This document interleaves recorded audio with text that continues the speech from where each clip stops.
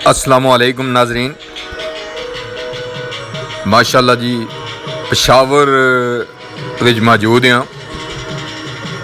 वापसी पर मैं चलो थोड़ी जी तुसां नाल गपशप लाई छोड़ी है, नाले थोड़ा जिहा पेशावर भी तुसें दसी छोड़ी है।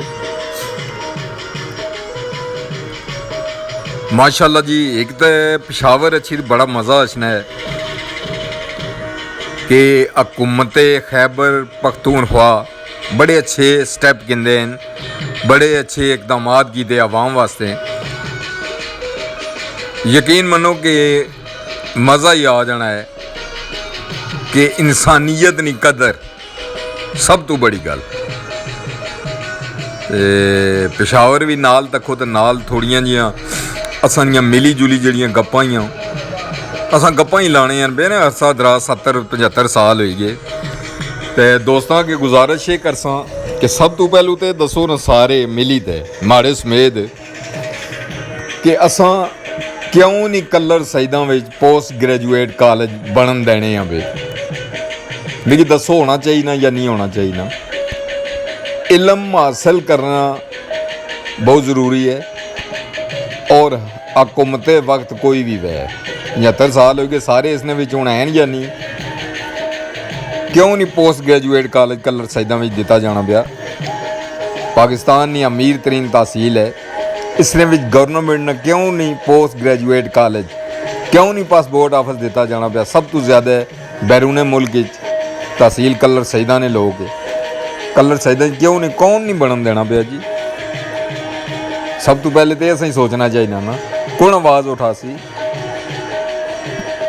सेहत ने सहूलतां तुसां सामने ही हैं, केड़ियां तो सेहत दी सहूलतां हैं। RHC तहसील कलर सईदा में क्यों नहीं है। चौहा खालसा मरकज़ है क्यों नहीं बनाया जाना पाया। इत्थे केड़ा बंदा नहीं बनन देना पाया जी। सारे मिलो न जरा, असां सारे मिलने इस में शामिल हैं असां सारे।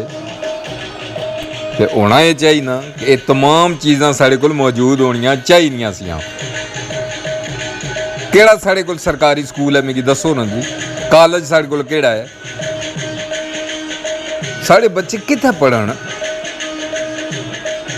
कश्तियां पर इत्थों जाने पे यूरोप अद्धे तो बेचारे रस्ते च ही वो अल्लाह ही प्यारे हो जाने। तो जेड़े उत्थे जाने वो भी जेड़ी कम करने पे तो वो जेड़ा जरे मुबादला भेजने पे कलर सईदा आले। तो कलर सईदा में क्यों ना तालीम हुआ है। मरकज़ है ना कलर सईदा तहसील मरकज़ होना है। कोई तहसील हुआ है केड़ी चीज़ असां की इत्थे दिती है नहीं किसकी आखी है किसी आवाज़ मारी है। सारे दोस्त शामिल हैं असां इसने भी। मेहरबानी करो सारे मिलो सारे। सिर्फ मैं ये आना ना कि अहदेदार ना बनो सारे। हालत तक ही किन्नी ने खड़पैंचा नहीं जी पिछे हालत हुई। इंशाअल्लाह आने वाला वक्त इसने सू ज्यादा सख्त हो सी। तालीम ज़रूरी है अगर तो तालीम वास्ते कॉलेज ज़रूरी है। पोस्ट ग्रेजुएट कॉलेज जिसने बच्चे और बच्चियां साढ़े पढ़न। पिंडी भी अगर जान पिंडी जाने ना क्या फ़ायदा। सिफारशी उत्थे अगलियां सीटां बैठे होने मैरिट पर जेड़े जाने या तो पिछलियां सीटां पर हो सन या प्राइवेट स्कूल और कॉलेज पढ़ने हो सन वे। मेहरबानी करो दोस्तों सारे सारे असां जिले रलसा मिलसा इलाके ना तां ही कम हो जासी। कलर सईदा तो दान गली रोड तुसां की दसी ये हुण असां पेशावर च हां ना आखे जी असां करे हो रहे हैं। दान गली तो कलर सईदा कितना अरसा हो गया है। सारे लोगों ने बेड़े पक्के हो गए। ग्रांटां जड़ियां लभनियां ना वो लोग बेड़े पक्के कराने हैं। अगर यकीन नहीं है तो तुसां कि मैं सारियां चीज़ां मैं दसी सकना कि केड़ी केड़ी जगह बेड़े पक्के होए। सारे बेड़े ही पक्के होए। मैं दाद देना PTI हुकूमत उस्मान बुज़दार की कि उन्हें खास करी साढ़े इलाके की तरजीह दी थी। लेकिन इतने अगे केड़े लोग हैं कित्थे नहीं ग्रांट चाहिए कित्थे लगी भी कित्थे नहीं चाहिए कित्थे लगी भी। साड़ी तो ग्रांट चाहिए मरी लगी भी स्कूलों नहीं ग्रांटा कुत्थे कुत्थे लगियां हुई। रौला पाई सकने खाली असां चमचागिरी करी सकने असां सारे टाउट असां बनी सकने। मिगी दसो कि केड़ी जगह ये हाल है कि इतना बेहतरीन इलाका इतने बेहतरीन लोग, मुहब्बत वाले लोग हर जगह मौजूद हैं। दुनिया ने कोई ऐसा कोना नहीं जितना ना गए हो।